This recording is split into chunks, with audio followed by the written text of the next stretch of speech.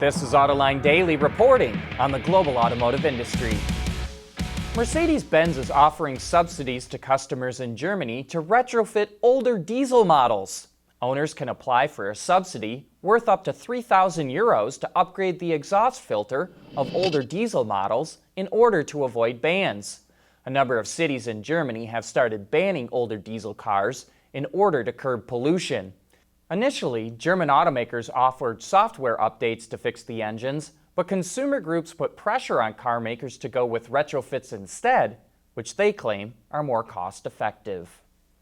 With the Trump administration trying to weaken fuel economy standards and California's EV mandate, there is a fear that the U.S. will lose out to China and Europe in developing an EV supply chain.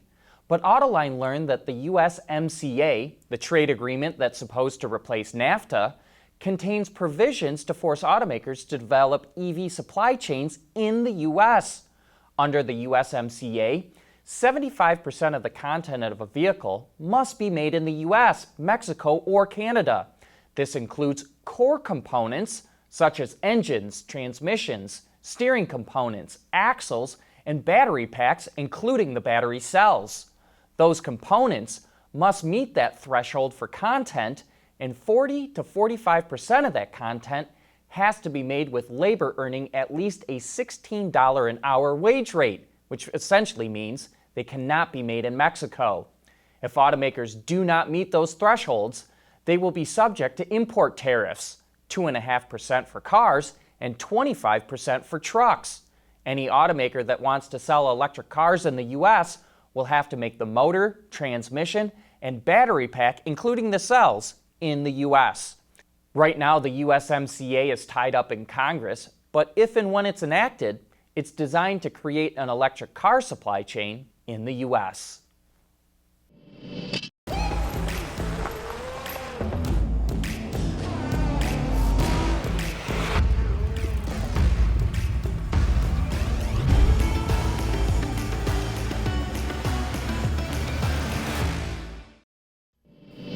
According to ABI research, there will be 100 million EVs on the road by 2028 due to significant improvements in battery technology that will reduce consumers' range anxiety. The significant improvements come in the form of solid-state and silicon-dominant batteries. Not only will these batteries be safer, they'll have higher energy densities and allow for faster charging. ABI predicts that by 2025, we'll see silicon-dominant batteries with energy densities of 400 watt-hours per kilogram and charging power of 300 plus kilowatts. The Tesla Model 3 is estimated to have an energy density of 250 watt-hours per kilogram, and superchargers put out 150 kilowatts.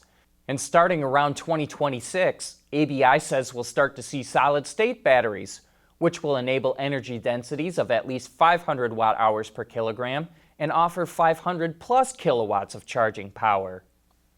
Ford is taking a page out of Tesla's book and is opening storefronts as a new way to reach customers. The automaker is testing what it calls smart labs at 4 locations outside of the U.S. One is in Quebec, Canada, and the other 3 are located in Europe. The company plans to open one in the U.S. in a mall, but hasn't revealed the location. The labs are basically satellite storefronts for dealers and will have employees to answer questions that can pass along sales lead to the dealers. Fewer people are visiting dealerships, so automakers need to try new ways like this to reach customers.